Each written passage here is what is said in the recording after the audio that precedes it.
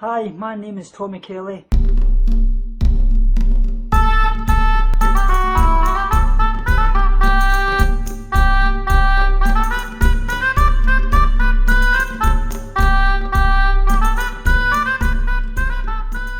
Hi guys and welcome back. Today what I want to focus on is the behaviours I've had in my eating disorder and the ones I suffer from now. As you can well guess, eating disorders are a very complex thing, and your eating disorder behaviours can morph themselves into all different areas of your life. Obviously, as with me as well, I suffer from over-exercise disorder, and I obviously suffer with anorexia and Burge-Pidge type, so I've got a really complex type of eating disorder. At the very type of eating disorder, things that I did suffer with, obviously when I was really ill, I was always cold, as you can well guess, because when you've got very low body fat, you feel the cold constantly. You can wrap up in layers, and I would even be going to my bed with things like hats and scarves and things on because I was absolutely freezing. That has changed now, obviously, as I'm gaining weight and I'm really warm all the time, which I'm really happy to say. Obviously as well, another thing that you suffer with when you're really thin, obviously we've been underweight, you don't have padding on your body and things, so even when you sit on chairs and things, you're constantly really sore.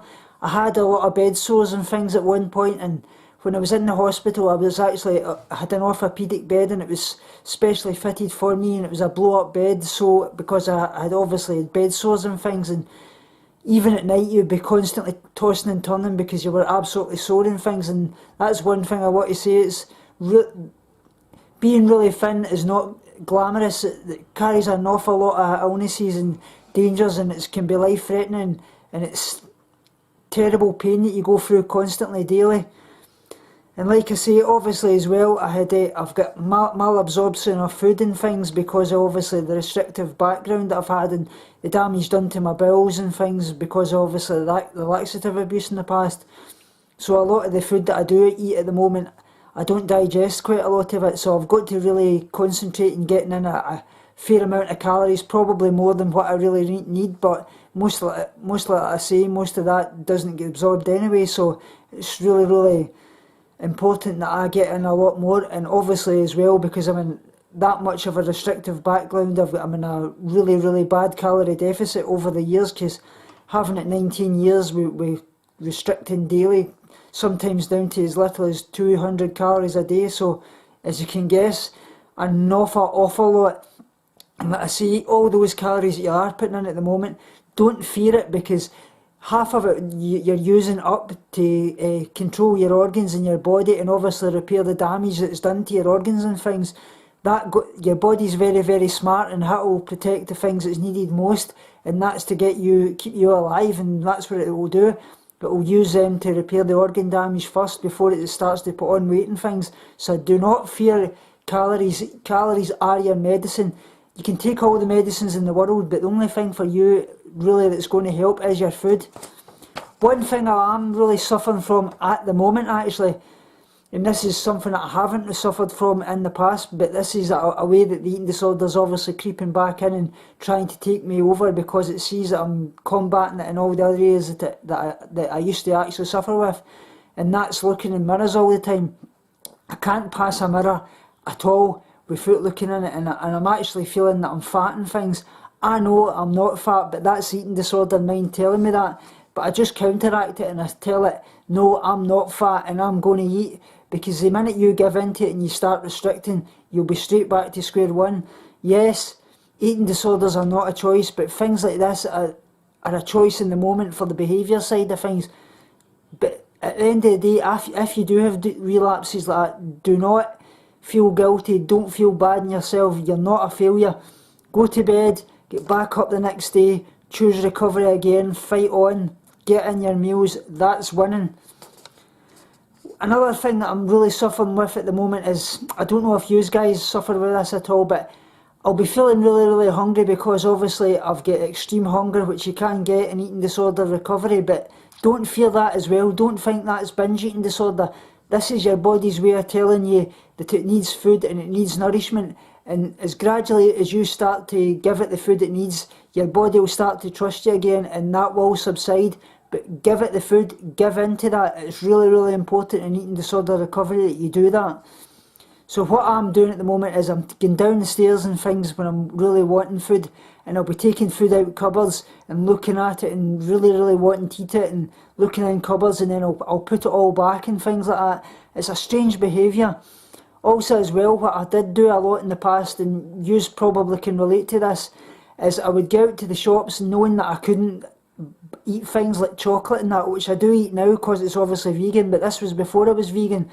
I would buy chocolates, crisps, cakes, things that I really loved, and I would buy them knowing only too well that I would never eat them. But it's a sense of satiation knowing that you've got these things and you really want to eat them, and it's basically a control that knowing that you've got them and you'll not eat them. That's your eating disorder mentality, and it's basically making you think you're powerful when you're not, because really you need to eat them to really recover. It's about gaining a good relationship with all food groups, and even the so-called junk food, which there isn't junk food. All food is good food. All food in moderation. Enjoy your treats and things like that. You need them, really much so.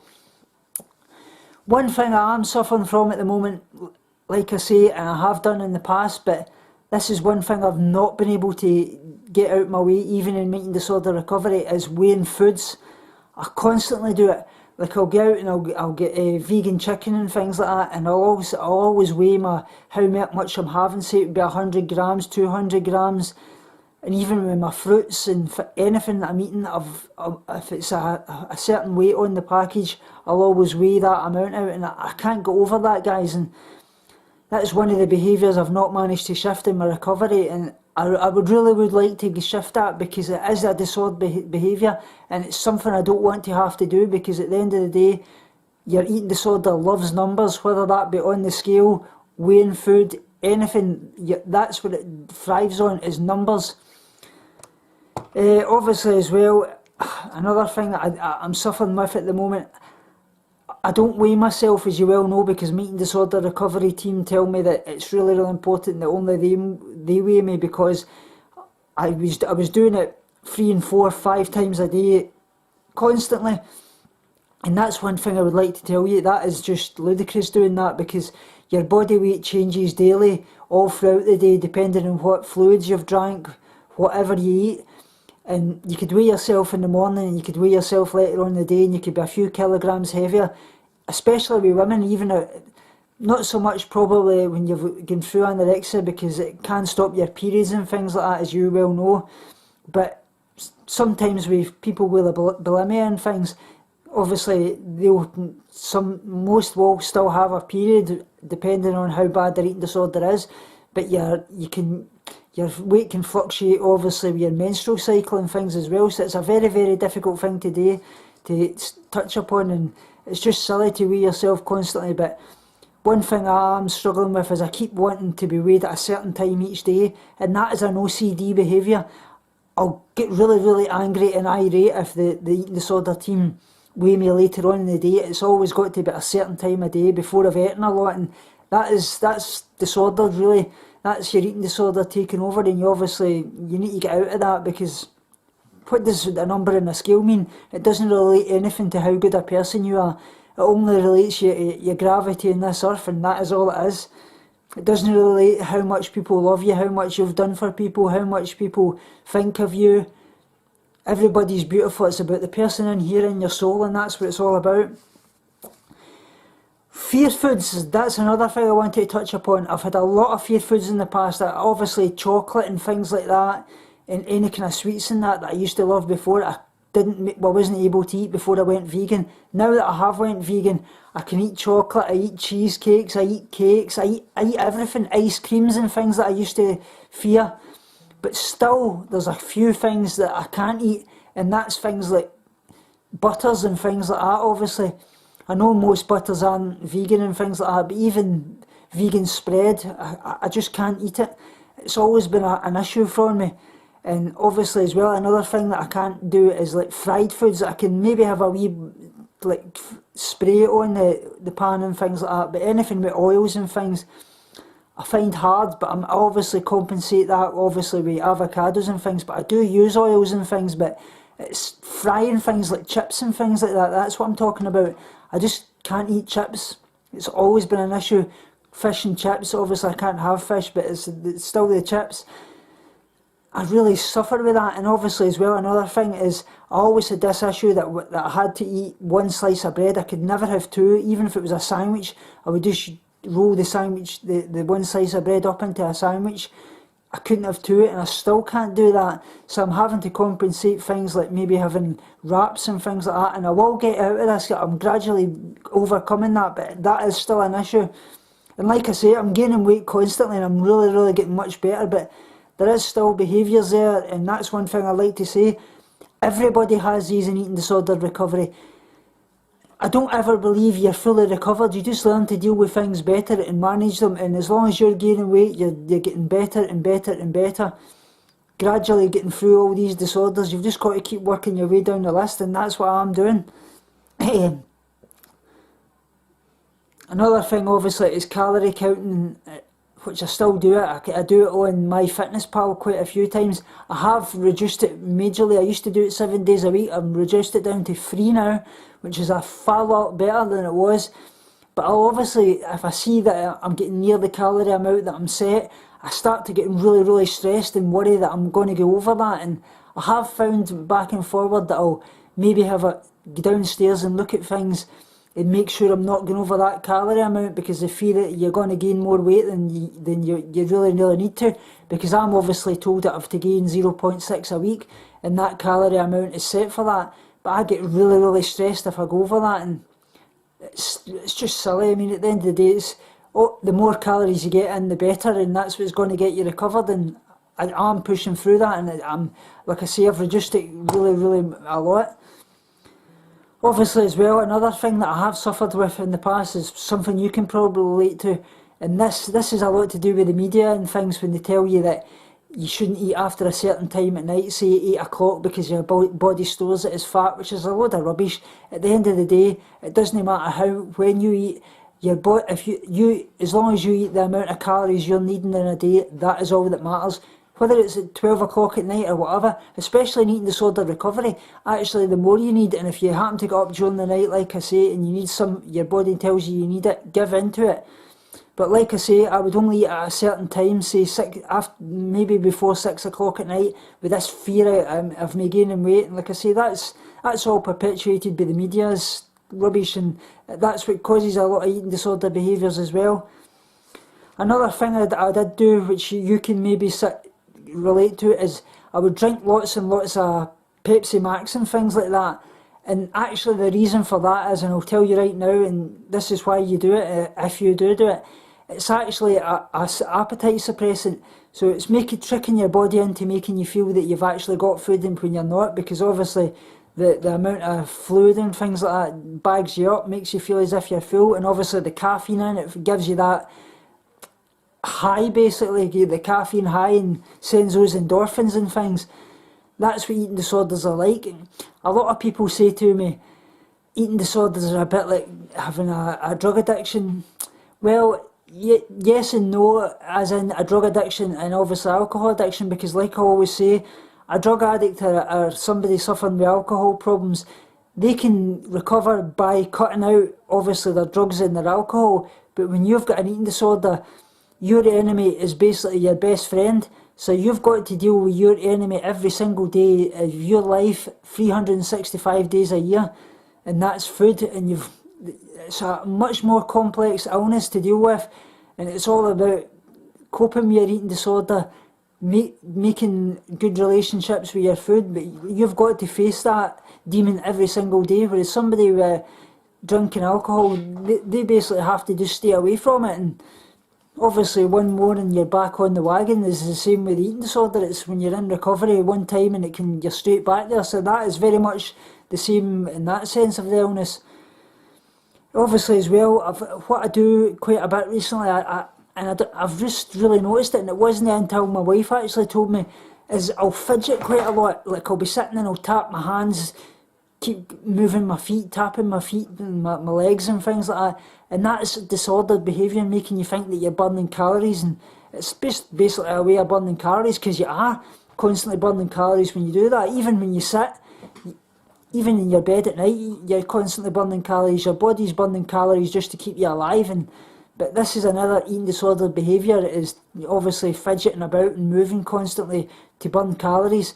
And it's just absolutely crazy, guys. And like I say, there's an awful lot of this. And I've obviously, another thing that I did suffer with as well was obviously low blood pressure and fainting, obviously because of the malnutrition in my body and things like that.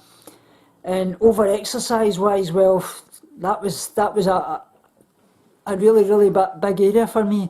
Obviously with me being a semi-professional footballer, I've always got that athlete background, but when I was working in things way back when I was 17, just when my eating disorder actually started before my mum died, I would be going to my work at 6 o'clock in the morning, but before that I'd be up all night doing weights, press-ups, sit-ups, everything under the sun. And then at 5 o'clock, before I went down to get my train, I would run all the way from Dalry to Colwyn, which was about 15 miles there and back. Then I would do the same in the way back home, and then I would be straight out playing football, and obviously my football training, back in, doing more weight training and things. And my food was constantly going down and down and down. I would maybe having, like I say, constant Pepsi Max a day, one wee roll with a wee slice of ham on it, and an apple, and that was basically my intake.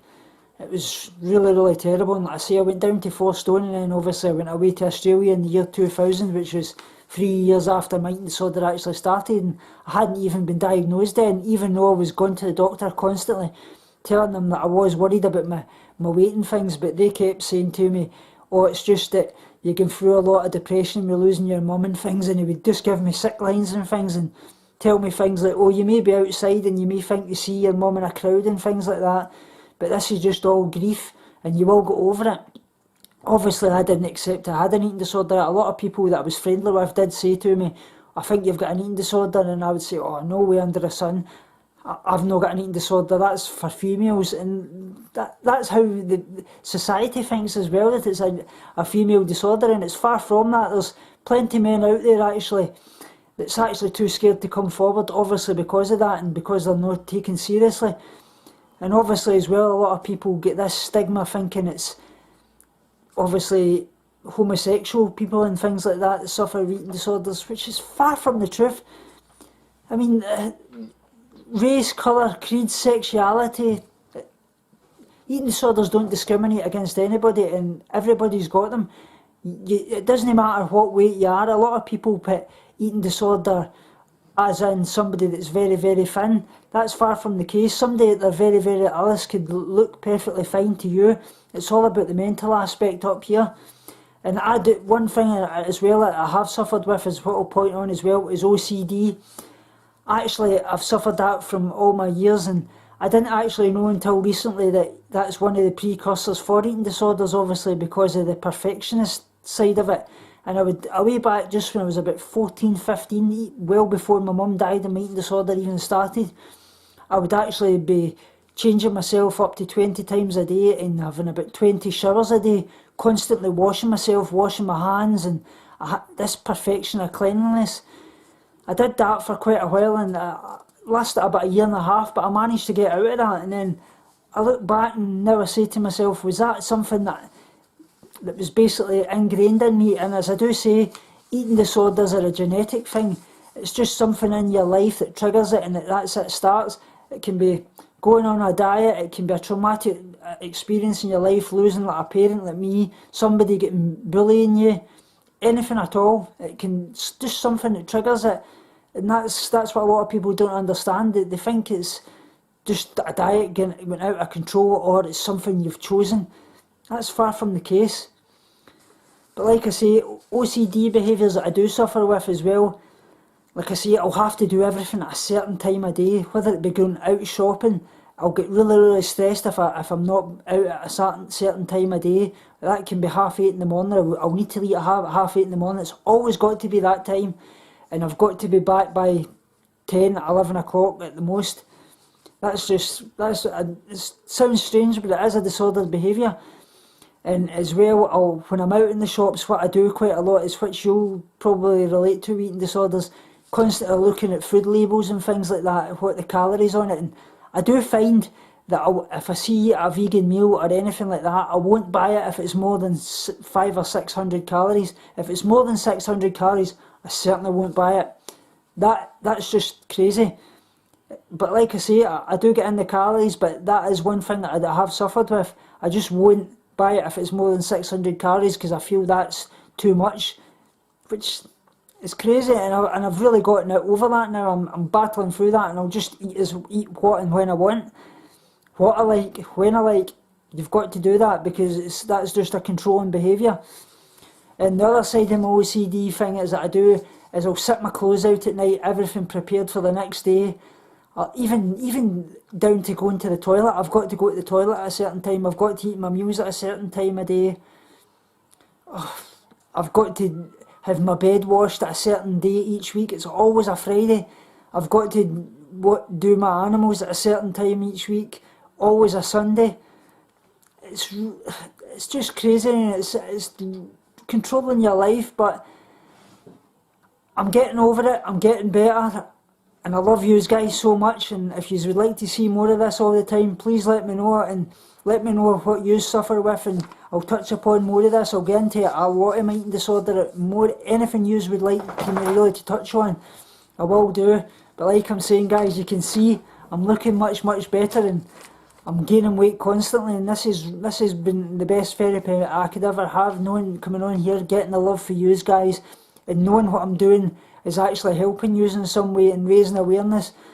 I do a lot for the eating disorder charities, volunteering at Parliament, and obviously speaking out and things in the media and that, but this has been the absolute best, reaching out to the whole of the world and things, and knowing that everybody from all different areas of the world are seeing me on here and getting some goodness out of what I'm saying, which I never ever imagined I would, because like I always say, and I don't hate anybody, but I always hated the person I see in the mirror.